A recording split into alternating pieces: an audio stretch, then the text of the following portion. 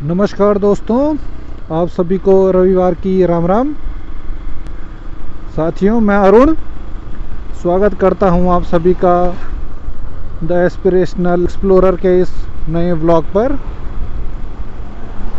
साथियों, आज बहुत दिनों बाद निकले हैं हम एक छोटी सी ही ट्रिप पर, और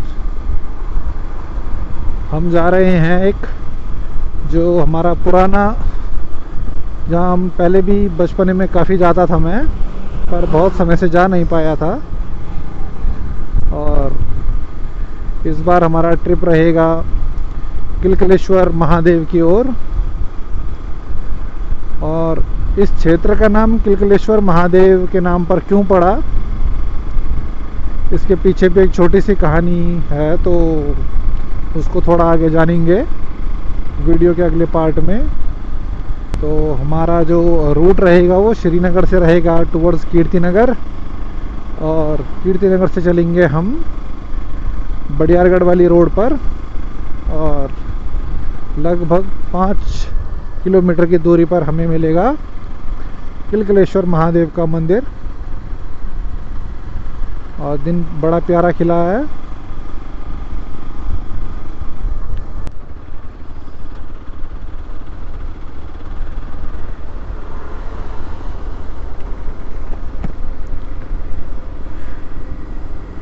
और दोस्तों, आपको बताता चलूं कि इस दिव्य क्षेत्र का नाम किलकलेश्वर क्यों पड़ा। ऐसी किंवदंती है कि जो महाभारत कालीन जो इतिहास हमको बताया जाता है वो ऐसा है कि यहाँ पर अर्जुन ने भगवान भोलेनाथ की स्तुति की थी और उनका आवाहन किया था कि जिससे कि उन्हें पाशुपते शास्त्र अस्त्र मिल सके, जो भगवान भोलेनाथ का एक दिव्य अस्त्र है उनको समर्पित, जो पाशुपति अस्त्र है वो उनको मिल सके। उसके लिए उन्होंने, अर्जुन ने भगवान की तपस्या की थी, और भगवान ने अर्जुन की परीक्षा लेने के लिए एक किरात का रूप धारण किया था। अब दोस्तों, आपको बता दूं, जो किरात होते हैं वे एक प्रकार के वनवासी जाति होती है, उनको वनवासी कह सकते हैं हम।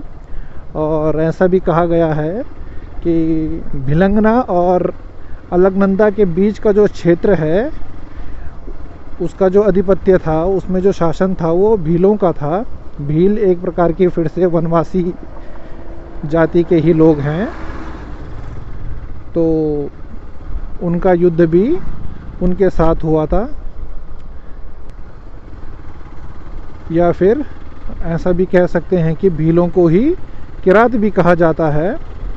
तो इस प्रकार यहाँ पर, और जब अर्जुन उनसे युद्ध कर रहे थे तो एक प्रकार से जो भील थे उन्होंने बहुत शोर मचाया उनका ध्यान भटकाने के लिए, और जो उनके शोर की जो माध्यम था वो किलकिलाने जैसा था, और इसलिए इस क्षेत्र का नाम किलकलेश्वर महादेव के नाम पर पड़ा है।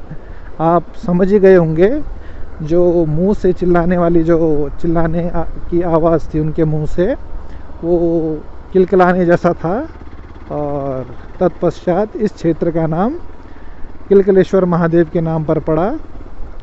तो बहुत लोग यहाँ पर रहते हैं, मगर इस कथा को नहीं जानते कि जो क्षेत्र जिस दिव्य क्षेत्र में हम रह रहे हैं उसका नाम जो है वो क्यों पड़ा। तो आज उन लोगों को भी क्लियर हो जाएगा।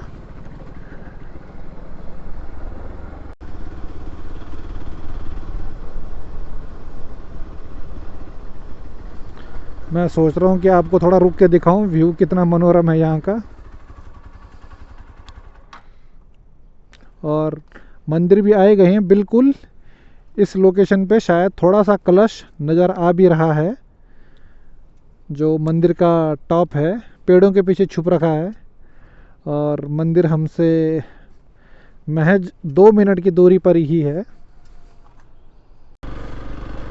और ये रास्ता क्लियर कर दिया गया है, पहले थोड़ा टूट गया था बरसात में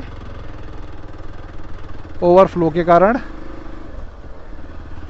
और भगवान किलकलेश्वर महादेव संभवतः इस क्षेत्र के प्राचीनतम मंदिरों में से एक है ये।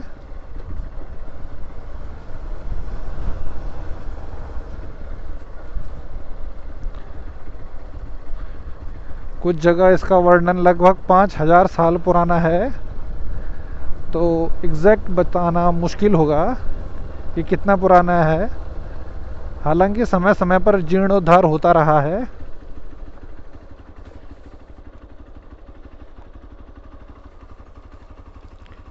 और ये पहुंच गए हम यहाँ पर गेट पर,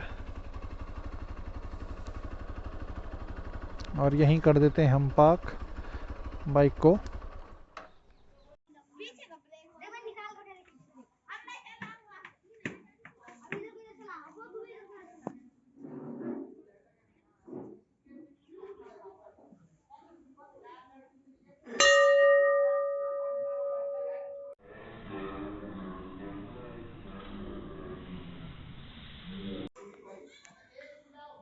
और अब कर रहे हम मंदिर के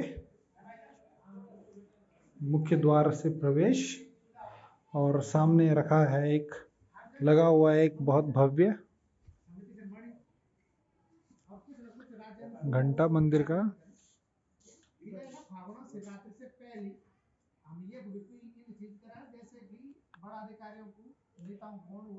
और ये मंदिर समिति की बैठक चल रही है उनके पदाधिकारियों द्वारा। और अब आगे चलेंगे, और ये मैं आपको बताऊं, ये संभवतः मुझे लग रहा है रुद्राक्ष वृक्ष है। और कुछ इसमें अगर आप देख पा रहे हो तो मुझे ऐसा डाउट ये है कि रुद्राक्ष का वृक्ष है अथवा नहीं, पर कुछ लगे तो हैं।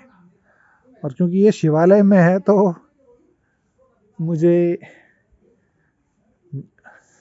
बहुत ये फीलिंग आ रही है कि ये रुद्राक्षी होना चाहिए।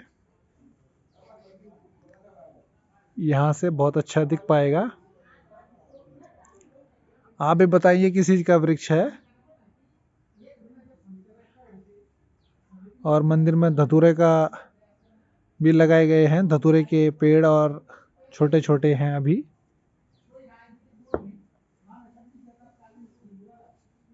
और मंदिर में अभी चलेंगे, और उससे पहले आपको ये दिखाना चाहूँगा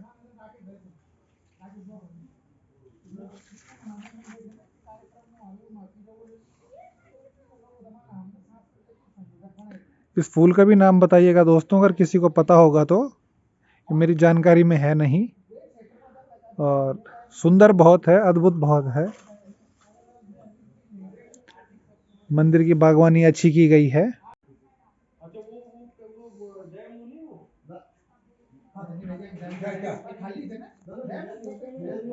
और ये अद्भुत ही मूर्ति है नंदी महाराज की। और देखिए कितनी भव्य और सुंदर है।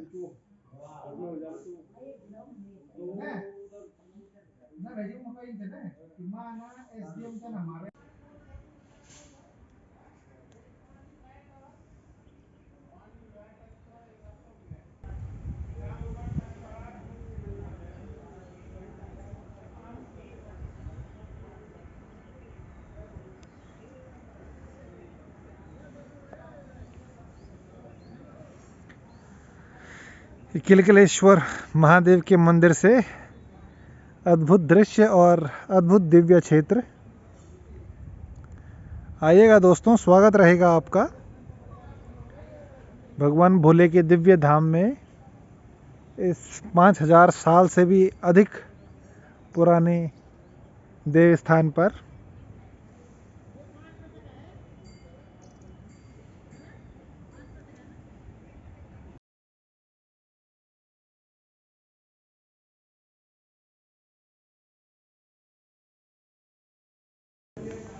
और साथियों देखिए, ये पहाड़ी शैली ये कह सकते हैं, या पहाड़ में मैंने ये देखा है कि शिवलिंग का जो अभिषेक किया गया है वो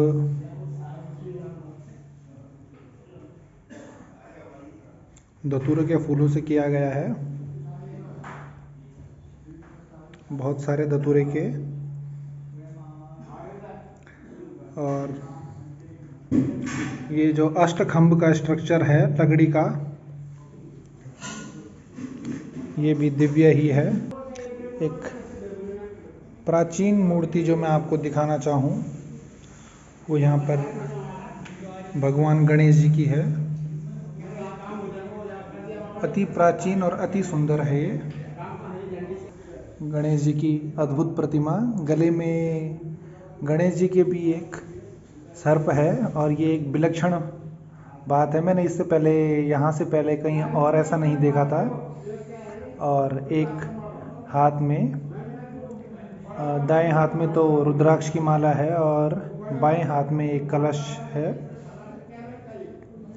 और देखिए जो कारीगरी है वो भी अद्भुत ही है।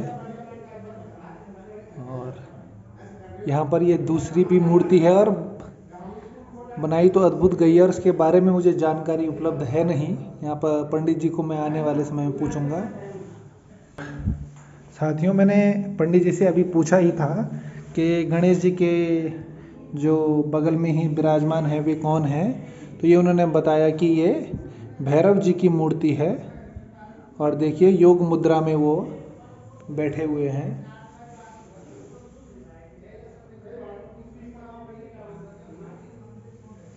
दिव्य दर्शन किलकलेश्वर महादेव के। और यहाँ पर मैं समस्त मंदिर समिति का और पुजारी जी का, पंडित जी का, उनको धन्यवाद प्रेषित करना चाहूँगा कि अपने सभी दर्शकों की ओर से क्या अद्भुत, दिव्य और सुंदर उन्होंने श्रृंगार किया है शिवलिंग का, भोलेनाथ का। और एक रुद्राक्ष की माला भी अगर आप देख पा रहे हों।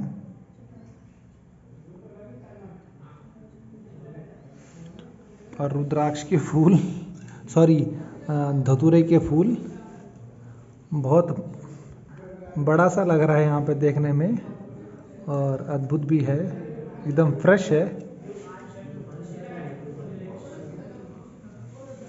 और पंडित जी ने मुझे आशीर्वाद के रूप में एक धतूरे का बड़ा फूल दिया है।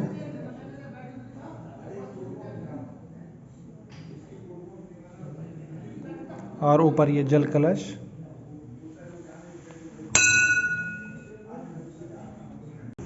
तो साथियों, हमने कर लिए हैं भगवान किलकलेश्वर महादेव के दर्शन और पंडित जी से हमारी बात भी हुई। आज विस्तृत दर्शन मैं कर पाया, इसका अहोभाग्य था मेरा। और इसी तरीके से मैं आपको थोड़ा सा एक बात जो पंडित जी ने भी शेयर की, उन्होंने मेरे साथ बांटी। उनकी भी एक व्यथा थी कि लोग बड़े पर्वों के दिन तो अधिकाधिक मात्रा में आते हैं पर बाकी दिन यहाँ काफ़ी सूना रहता है, काफ़ी कम मात्रा में लोग आते हैं। तो मेरी आपसे ये प्रार्थना रहेगी कि आप आएँ और बड़ा वृहद आप दर्शन कर पाएंगे, भगवान के आप दर्शन कर पाएंगे। तमाम जितनी भी यहाँ पर प्राचीन मूर्तियाँ हैं उनके बारे में आपको जानकारी उपलब्ध हो पाएगी और दिव्य क्षेत्र के दिव्य दर्शन आप अच्छे से कर पाएंगे। बच्चों को समझा पाएंगे हर चीज़ के पीछे कि क्या, किस तरह से वे यहाँ पहुँची हैं, उन मूर्तियों के पीछे का इतिहास क्या है। तो ये रही आज की हमारी यात्रा। अगले हफ्ते दोस्तों आपसे फिर मिलेंगे। जाने से पहले आपको एक बार फिर से याद दिलाऊं, अगर आपने चैनल को सब्सक्राइब नहीं किया है तो आप उसको ज़रूर सब्सक्राइब करें। आप वीडियो को लाइक भी करें और अपने मित्रों के साथ बांटिएगा साथियों। तो साथियों, आपसे अगले रविवार को फिर मुलाकात होगी। तब तक जीवन का आनंद लेते रहिए, बहुत खुश रहिए। नमः शिवाय।